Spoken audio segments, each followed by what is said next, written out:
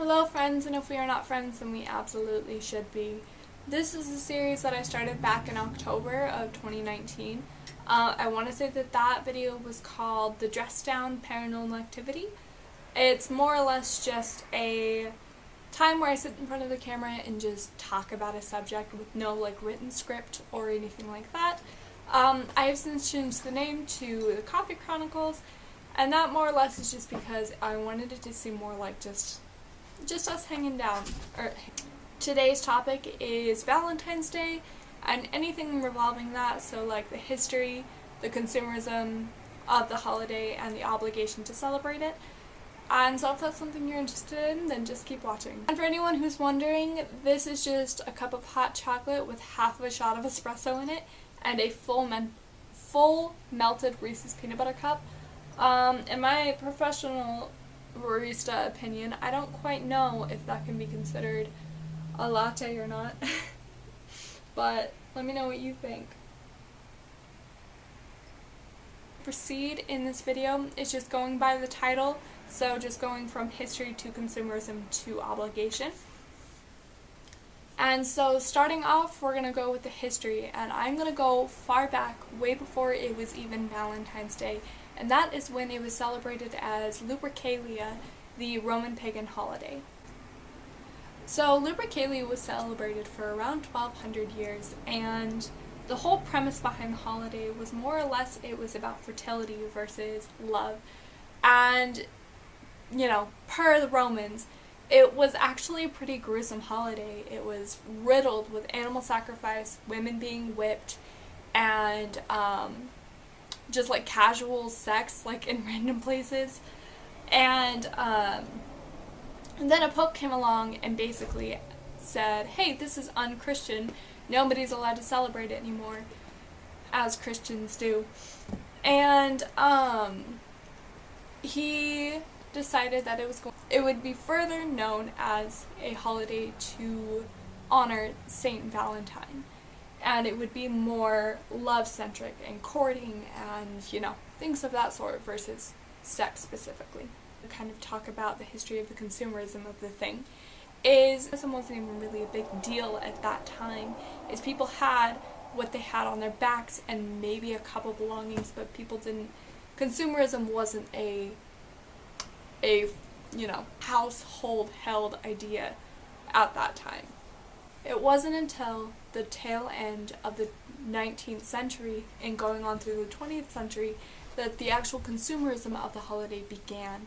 So before that, it was more or less just about courting, and just if you wanted to give somebody something, you gave somebody a flower that you found on the side of the road, so on and so forth. You didn't buy expensive gifts for people and things of that sort. It wasn't until later that when things were, more commercialized and things, the proper amenities to be able to make, really big, expensive gifts. It wasn't quite until the 1920s that things started to kind of skyrocket in consumerism, where we were able to pump out these machine-made things to be able to give out for people to consume, to give to other people, and so on and so forth. And it kind of just kept snowballing from there, where we kind of set ourselves up to a level of propriety where you needed to have somebody for this day and you needed to be able to present them with something, or you didn't love them, is kind of the mindset that we had trapped ourselves into.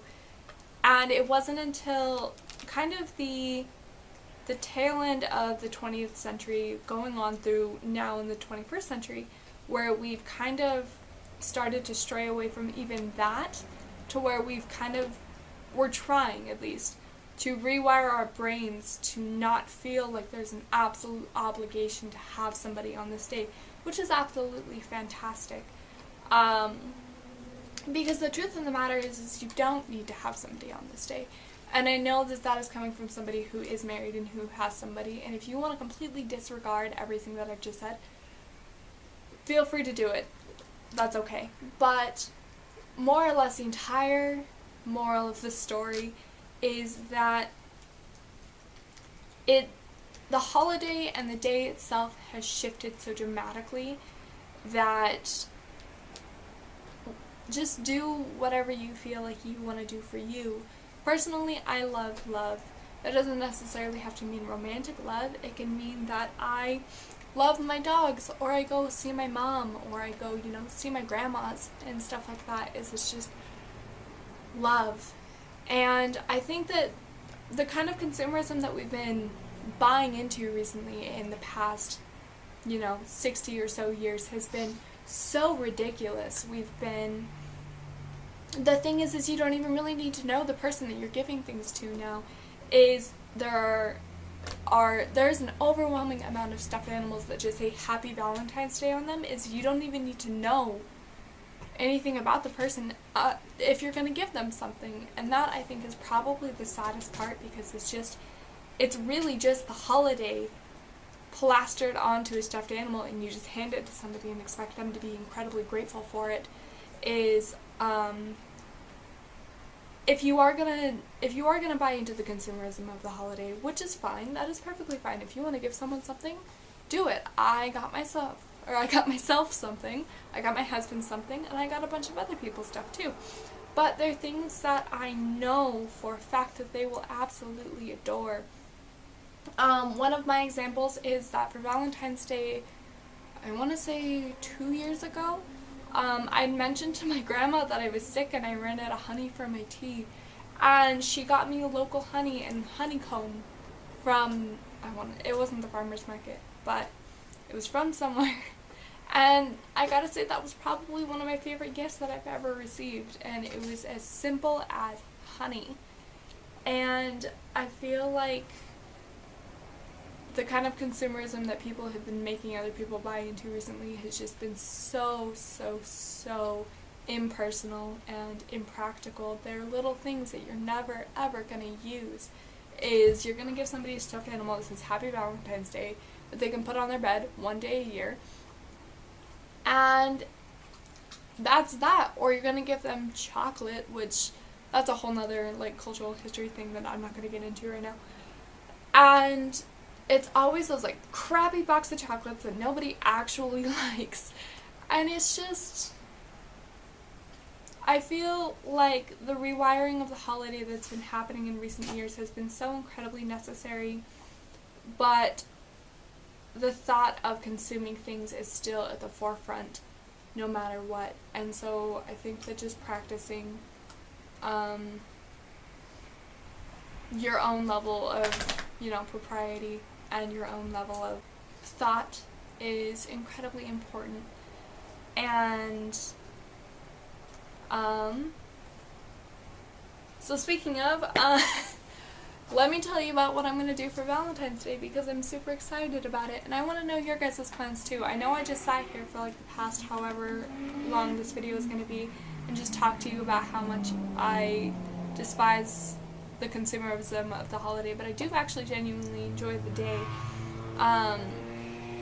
For Valentine's Day, me and three of my friends are gonna go to Lava Hot Springs, and we're gonna go all have a potluck together, and it'll be a lot of fun. I'm not even spending it with my husband, which he has to work, so don't feel bad for him, or feel bad for him, but yeah.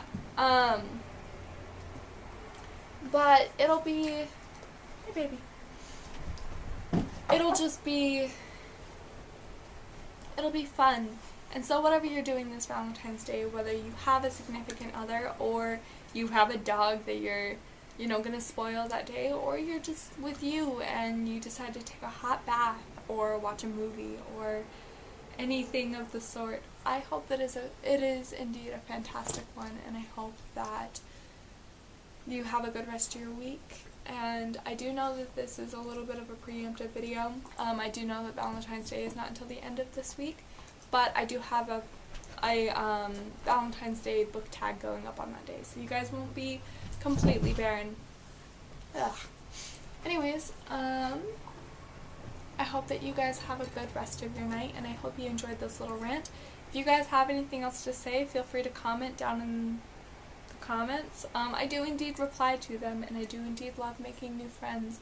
And if you have anything that you guys want to add about Lupercalia, or about Valentine's Day, or about anything else, feel free to share. Anyways, have a good night, guys. Bye!